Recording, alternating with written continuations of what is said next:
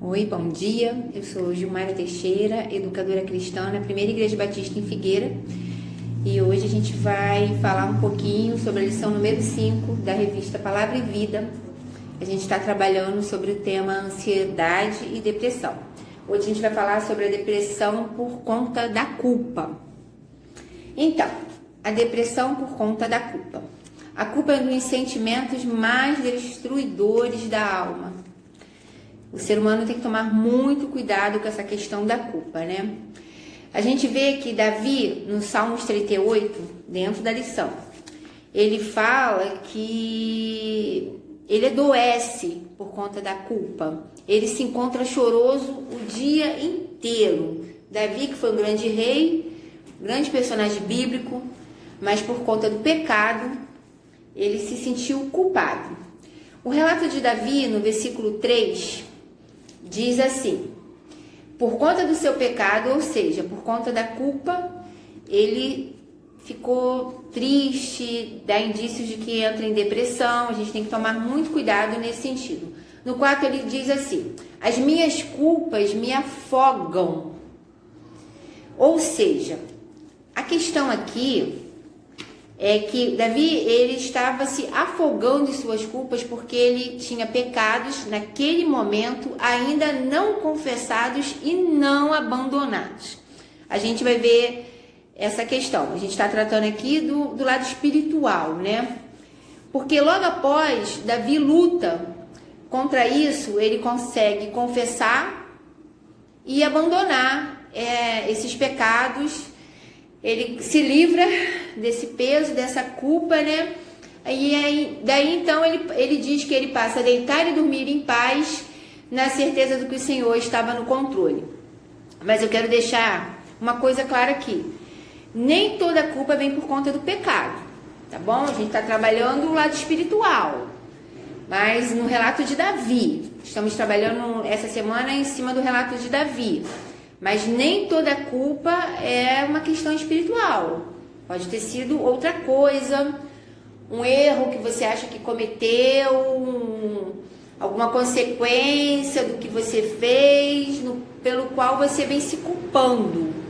E isso você precisa aprender a lidar com isso. Se você não consegue lidar com isso, você precisa buscar ajuda de um psicólogo, de um terapeuta, ajuda profissional, como a gente vem falando aqui em todas as aulas. E quem sabe até de um psiquiatra mesmo. O que não pode acontecer é que por conta da culpa você venha ter crise de ansiedade, cair em depressão. Você precisa aprender a liberar essa culpa. E nem sempre a gente consegue fazer isso sozinho, tá bom? A gente precisa de ajuda. Como eu falei, nem sempre a culpa vem por conta de pecado, né? Pode vir por coisas erradas, que na sua cabeça tá errado. Pode trazer culpa, levar a ansiedade e depressão. Isso precisa ser confessado, se for pecado, se você considera isso, né, como forma espiritual, pecado, ou um erro, você precisa tentar corrigir o erro, ou uma mágoa que você causou, você precisa pedir perdão, refazer um elo quebrado, enfim, tentar consertar para que você consiga liberar esse peso, tirar esse peso das suas costas para que essa culpa saia, né? Não é tão fácil assim tirarmos a culpa às vezes, né? Como a gente diz assim, metaforicamente, das nossas costas, para que a gente consiga liberar esse jugo e caminhar. Isso não é tão fácil. Por isso, às vezes, a gente precisa de ajuda.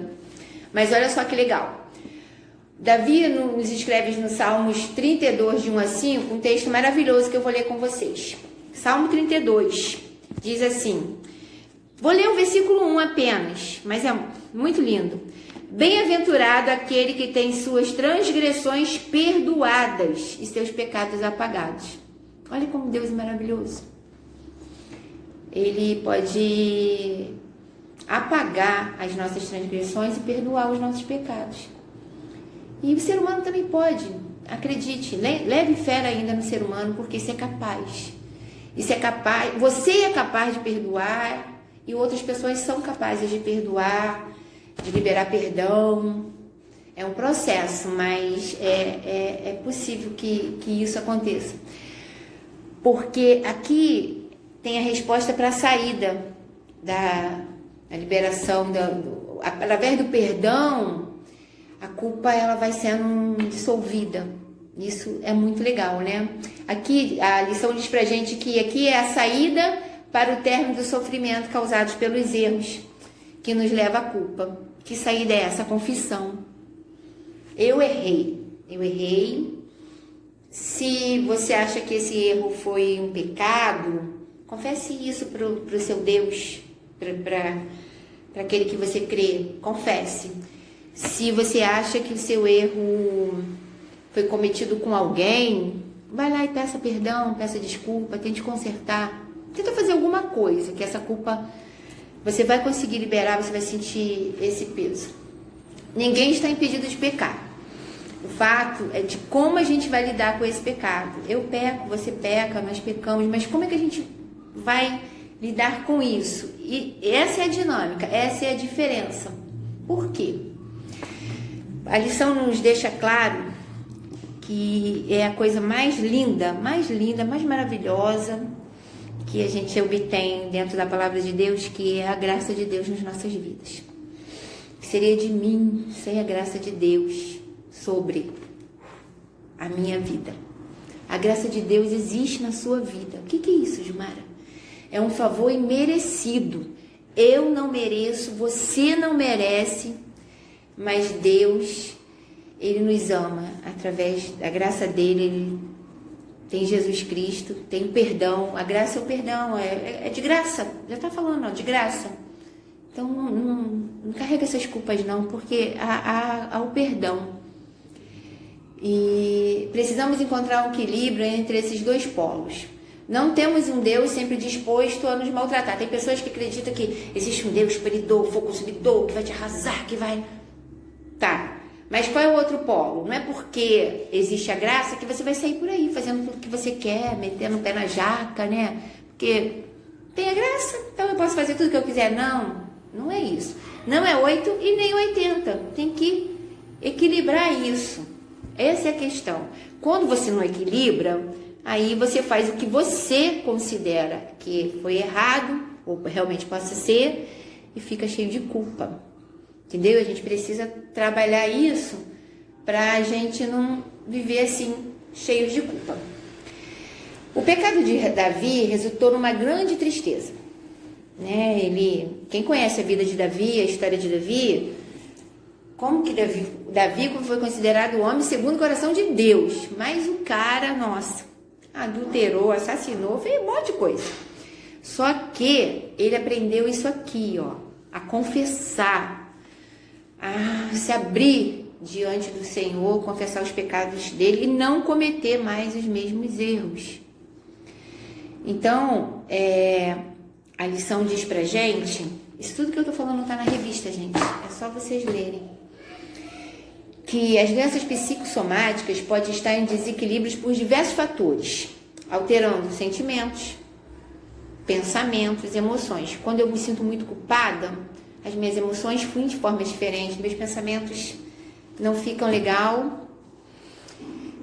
E o que acontece? A gente adoece. Então a gente tem que tomar muito cuidado com isso, para a gente não adoecer. A gente tem que tomar muito cuidado. Cuidado com a culpa. A culpa pode nos adoecer, pode nos levar à ansiedade e depressão. Para a gente fechar, não dê ouvidos ao acusador. Sabe quem é o acusador de nossas vidas, né? Não dê ouvido ao acusador. Quem a gente tem que dar ouvidos?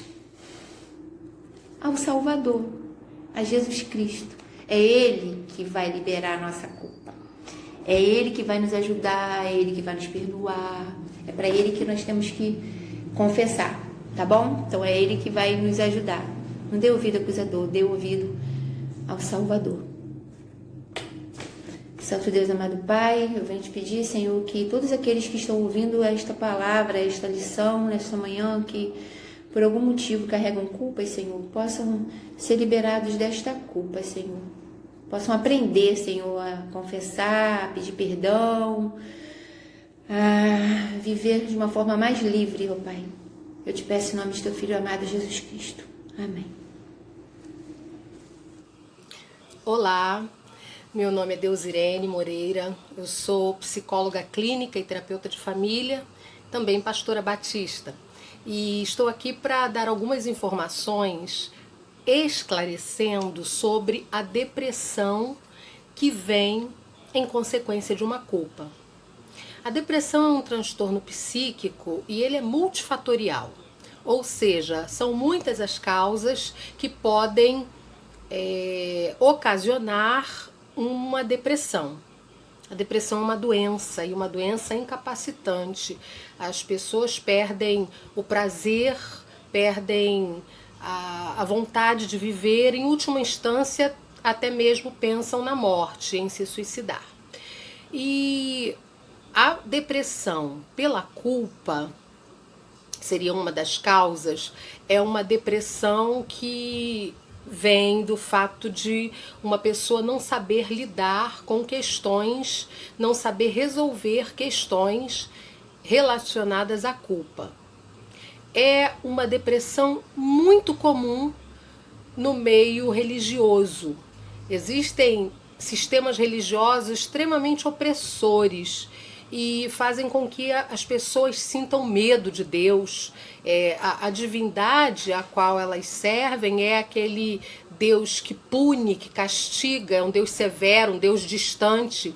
E quando então não há um relacionamento de intimidade com esse ser supremo, com esse Deus, o que essa religiosidade promove é a doença. E as pessoas então acabam se sentindo culpadas quando elas erram, por exemplo, quando elas transgridem algum mandamento, algum preceito desse sistema religioso, elas então vivem uma culpa que é um sentimento esmagador na alma, é uma condenação constante. E como estão diante de um sistema religioso, de um Deus que não é amor, que não perdoa, mas que pune, então não há saída. Isso pensando especificamente na questão da religiosidade. Nós evangélicos cremos num Deus que é amor. Porém, ainda existem pessoas que têm uma concepção errada de Deus. E se a concepção é errada, há uma grande probabilidade de viver, então, a culpa. Porque nós nunca seremos perfeitos, não aqui na Terra. Sempre estaremos diante dos nossos pecados, das nossas mazelas, os maus hábitos, os vícios. E se eu não tenho um Deus que acolhe o meu pecado e me perdoa, se eu não tenho a quem confessar um pecado, na certeza de que serei perdoado e viverei então uma liberdade, eu adoeço. Mas essa culpa, ela pode vir também, não é só de um relacionamento com Deus, né? Não é dentro do viés da religiosidade. Culpas que muitas pessoas carregam ainda hoje por situações mal resolvidas na sua vida, talvez de relacionamentos familiares, é uma culpa com relação a um pai, a um filho, culpa com relação a um cônjuge. E então situações em que você se vê todo tempo em dívida com alguém, você acha todo tempo que você precisa fazer mais por alguém e você não se dá por satisfeito diante desse relacionamento onde você sempre acha que está em dívida. É provável que você adoeça e que viva depressão. Existem algumas situações, e a gente chama isso de livro-caixa emocional, em que as pessoas elas têm um registro em termos de emoção muito negativo. Ou seja, você vai fazer para o outro, você vai tentar de todas as maneiras corresponder num relacionamento interpessoal, mas o outro vai sempre demandar mais. O desejo do outro é que você cumpra os desejos dele. E então, enquanto você não consegue fazer isso, e você se vê em dívida com essa pessoa, tudo que você faz na vida, no livro caixa dessa pessoa, o saldo é negativo. Ainda que você todo tempo invista, acredite, no livro caixa dele, o saldo é negativo. Ou seja, você faz o seu máximo, o seu melhor, mas para o outro nunca é o máximo, nunca é o melhor. Nós somos seres insatisfeitos e certamente nos nossos relacionamentos sempre vamos exigir algo mais. Mas temos que ter a certeza dentro do nosso coração que o outro não vai corresponder nossas expectativas.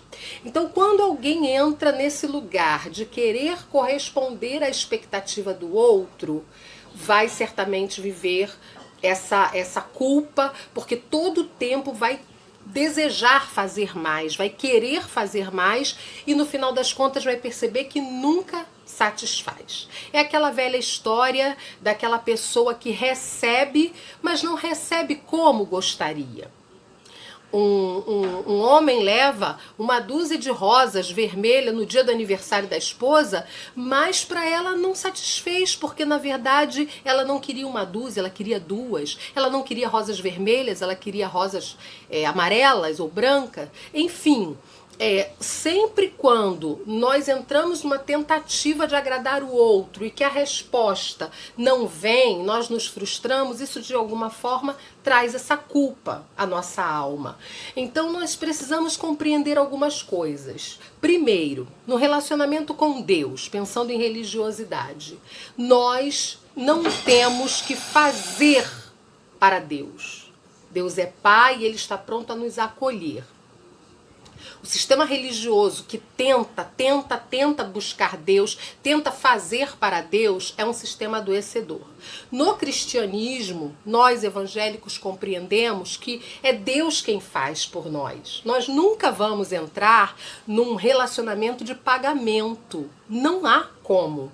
Então Deus, em sua infinita bondade, vai nos acolher, vai fazer por nós e nós vamos receber aquilo que Deus faz. E o que vamos fazer para Deus, vamos fazer na certeza de que é o nosso máximo e que Ele reconhece as nossas limitações e que Ele vai aceitar. Nos nossos relacionamentos, então, interpessoais, compreender que o outro, o ser humano, é sempre um ser que vai desejar. Ele sempre vai querer mais. Nós somos seres que somos perpassados por uma falta. Há um vazio, há um buraco existencial e nós queremos preenchê-lo. Nos nossos relacionamentos interpessoais, nós não vamos ser para o outro aquilo que o outro deseja. Nós vamos cumprir aquilo que nós julgamos que é o que podemos fazer, é o nosso amor, é o nosso afeto, é a maneira de declararmos o nosso amor, a nossa consideração, a nossa generosidade, mas é o nosso 100%. O outro precisa aprender a lidar com essas diferenças ou com isso, com essa falta que bate dentro dele, né, diante daquilo que nós temos a oferecer. Portanto, quer no nosso relacionamento com Deus, quer no nosso relacionamento com as pessoas, nós não devemos carregar a culpa por aquilo que nós não estamos conseguindo fazer. Olhe para dentro de você e primeiro entenda a sua limitação, até onde você pode ir, aquilo que você pode fazer. Então esse é, de uma forma assim muito superficial e muito rápida, uma explicação para essa depressão que vem pela culpa. Avalie então hoje se você traz culpas dentro do seu coração e compreenda que você é ser humano. E compreenda que se isso está relacionado a Deus e se você reconhece isso como uma falta, peça perdão a Deus, porque o perdão é libertador. Nós precisamos abrir a nossa boca e nós precisamos falar dos nossos sentimentos. Que Deus abençoe o seu coração, a sua vida e que ela seja cheia de paz e cheia de saúde, porque é isso que o Senhor tem para cada um de nós. Um abraço, até a próxima.